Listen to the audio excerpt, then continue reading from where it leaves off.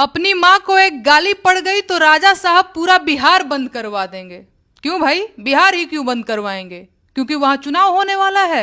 दिल्ली और हरियाणा क्यों नहीं बंद करवा देते? क्योंकि वहां चुनाव बीत चुका है। अरे ये सब तमाशा बंद कीजिए और अपना झोला ढूंढिए।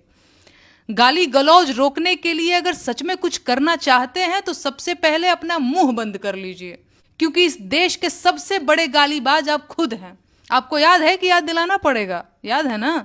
जर्सी गाय, 50 करोड़ की गर्लफ्रेंड, बार बाला, कांग्रेस की विधवा, ये सब क्या था?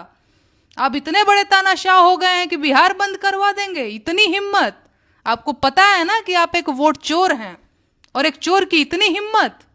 अरे चुपचाप चुनाव लड़िए और बिहार से निकलिए। अब यहाँ चोरों की दाल नहीं गलेगी। देश की जनता अगर अपनी माताओं बहनों के सम्मान का हिसाब करने पे आ गई तो आपको समय से पहले झोला उठाकर भागना पड़ जाएगा। समझ रहे हैं ना? आपका भांडा फूट चुका है। बंद कीजिए ये सब तमाशा। अब लोग आप पर हंसने लगे हैं।